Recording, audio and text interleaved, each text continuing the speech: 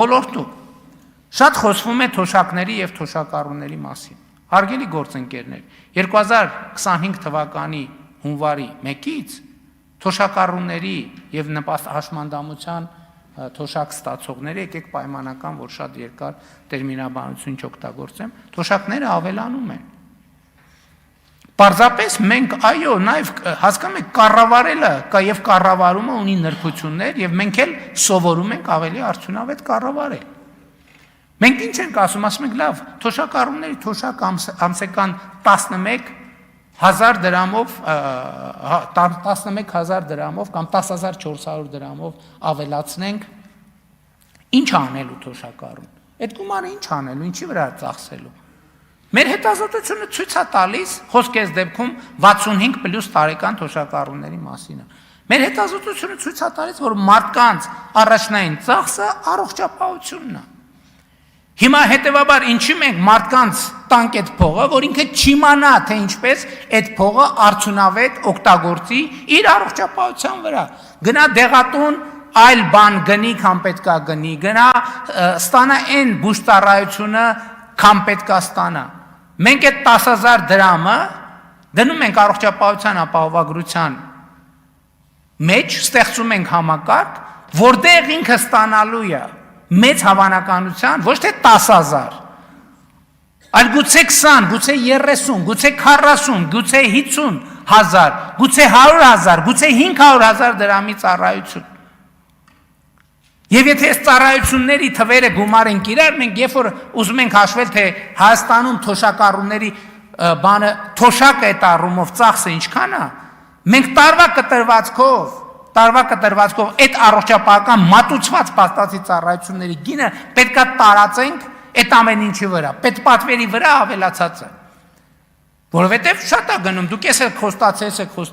խոստացել, չեք արել, այն չեք արել։ Կներեք, մենք խոստացել ենք, որ առողջապահության ապահովագրություն լինելու է, բայց չենք խոստացել, որ թոշակառուն դրա համար չի վճարելու։ Եվ մենք հիմա այս լուծմանն ենք գնում։ Նույնն էլ թոշակառուների թոշակը ավելանում է նաև անկանխիկ առևտրի պարագայում։ Եվս որոշակի տոկոս էլ այդտեղ է ավելանում։ Մի հատ էլ սրա վրա ավելանում է համընդհանուր, մենք անկանխիկ առևտրի դեպքում, որը արվում է արքա քարտերով, բոլոր քաղաքացիներին 2% հետ վճար ենք տալիս, թոշակառուներին պլյուս այս 2%-ն էլ մի հատ էլ այդտեղ է ավելանում թոշակառուներին։ Էլի եթե համեմատել ունենք, սիրում են խոսել համեմատելու մասին։ Իսկ նաև մենք էս էլ պետք է հաշվի առնենք, հարգելի գործընկերներ, 2018 թվականի համեմատ թոշակառուների թիվը Հայաստանի Հանրապետությունում աճել է 106,697 մարդով,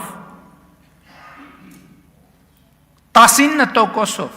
Ընդ որում, ես ուզում եմ, ինչի եմ գոհ նաև մեր աշխատանքից, որտեղ 2018 թվականի հունվարին Հայաստանի Հանրապետությունում թոշակառուների թիվը ավելի է եղել, քան աշխատողների թիվը։ 555,000 թոշակառու ա եղել, 513,000 աշխատող։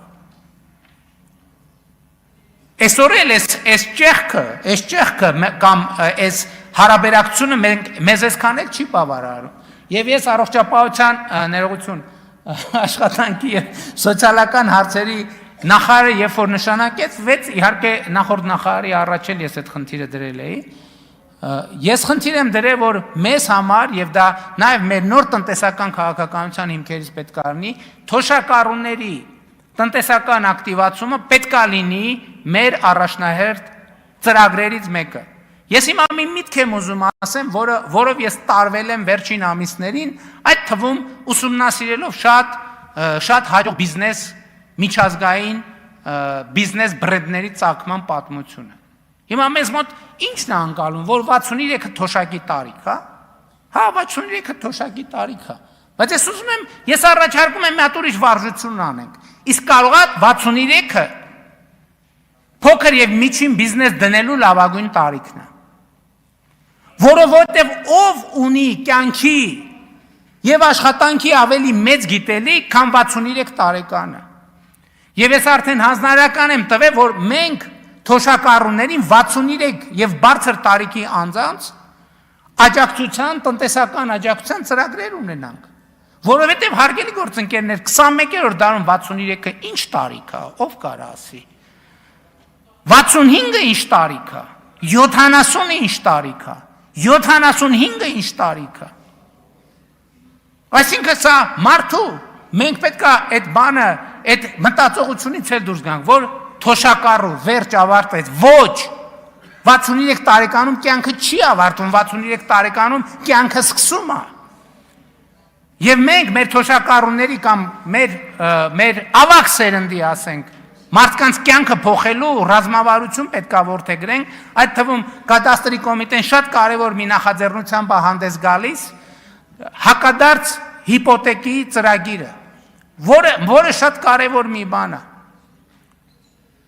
Մենք չենք ասում, հարգելի գործընկերներ, եկեք առերեսվենք, մենք տենց բաների մասին չենք խոսում։ Մենք մի հատ դրել ենք ազգային ավանդույթ ու մնացել ենք դրա այդ վերնագրի տակ։ 63 տարեկան մարդը, երբ որ մնում է 63 տարեկան մարդու համար, մենք պետք է ստեղծենք լիարժեք ինքնուրույն կյանք, լիարժեք ինքնուրույն կյանքով ապրելու հնարավորություն։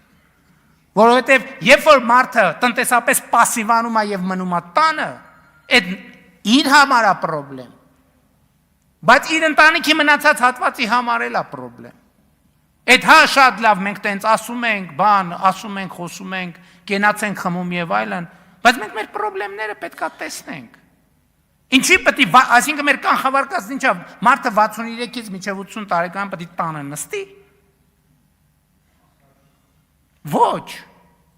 Մարդը այդ աշխատել այնքան գիտելիք է կուտակել, մենք պետք է պայմաններ ստեղծենք, որ ինքը այդ գիտելիքը, որը ասма տենց ասացված կա, չէ, ասма եթե երիտասարդությունը իմանար, եթե ծերությունը կարողանար։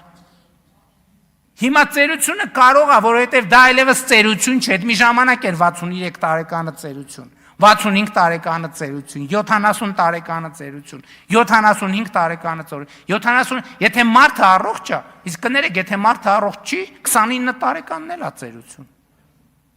Եթե մարդը առողջություն չունի, ինչ տարբերություն, ինքը 29 տարեկան է, 39, 35, 42, 50 թե 55, ինչ տարբերություն։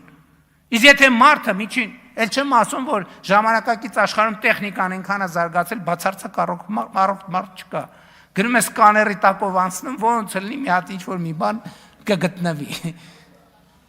Մենք պետք է մարդուն ասենք, չէ, դեն չի, ժողովուրդ ջան, դեն չի, որ վերջ, ավարտվեց։ Ոչ, 63 տարեկանը փոքր եւ միջին բիզնես սկսելու լավագույն տարիքն է, որովհետեւ այն գիտելիքի պաշարը, որ կուտակվել է, որևէ մեկը չունի։ Հիմա էլի